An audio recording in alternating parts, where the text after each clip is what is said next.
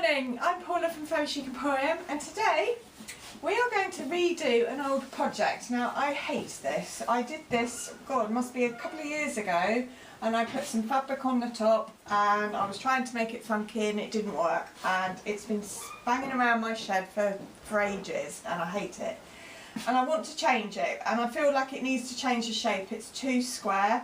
So we're going to do something fun today using a cake mould that I purchased from eBay and some air dry clay. So we're going to make lots and lots of roses and change the shape. And then I've put aside some nice wallpaper, putty, that we're going to use on the top. And I've chosen Baby Vintage Rocks colour paint that will go with the paper.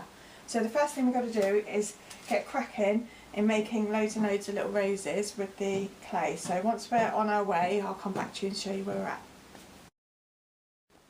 Right, I just thought I'd show you very quickly how we go about making these moulds. I've got a whole load going here. This is air dry clay and it's wetter than paper clay. So I've opened the packet to let it go off a little bit, and I've just manipulated it a little bit, but it's still quite wet compared to paper clay. So I've used a tiny bit of flour, I think any old flour will do, and put it in the mould, jiggle it around, shake it out, and then I'm literally putting more than I need into the mould, pushing it down like that, and then I'm going to just scrape off with the heel of my thumb the excess. That one's got a bit too much in. Just like that. It's as simple as that. And then you just literally manipulate the mould to bend it out and you've got a lovely little rose. So it is that easy. The flour is the trick with this clay, because it suddenly starts getting difficult to pull out, and as soon as you put more flour in, it's fine again. So I shall carry on creating, and then we'll just start gluing them all down and arranging them on the piece of furniture. Okay, see you in a bit. Right, so as you can see, I've stuck all of the little roses on just using wood glue, and then I've allowed it to go off. There's still a little bit of softness in it, but I think it's okay to start painting. It will obviously completely dry out overnight. So I'm going to use a stipple brush, stenciling brush, to really get into all of the nooks and crannies. And I'm obviously going to be gentle because I don't want to warp all the lovely decorations that we've made. So I'm going to sort of work my way around. It's probably going to take a couple of coats to get into all of it. Put it up, paint the rest. I've cut the paper out, but that's really going to be the last job. So this is the bit I've got to do for now. So when I've got all the pink on, I'll come back and I'll show you how we get the wallpaper on. Right, so as you can see, we've put the pink over all of it, and now I'm just going round with some dark pink and some cream. It just in a little circle with a little brush, just to add some depth and texture to the roses because they looked a bit flat.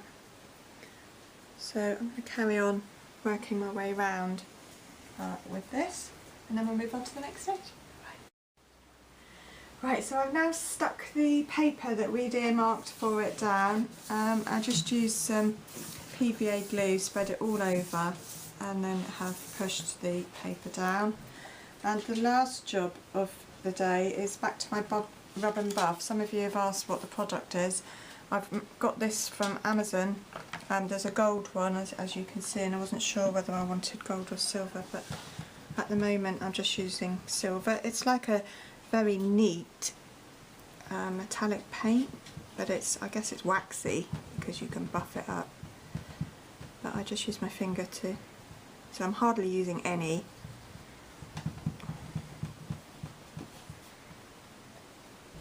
I just felt like the roses need a little bit of bling. So I shall finish with my Rub and Buff, and then I need to seal the whole piece in clear wax and some finishing cream on the top to protect the wallpaper, and I'll show you what it looks like when we're finished.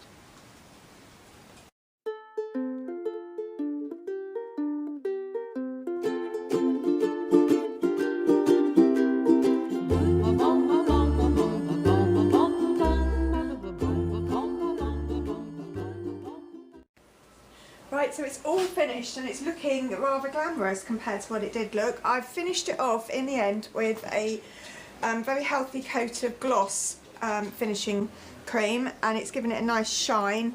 It's the little touches, I think, that make the difference. We've lined the drawers, it's all looking pretty. And I love the roses. How simple is that? Try it, cake moulds. Until the next time, thank you very much for watching. I'll see you again.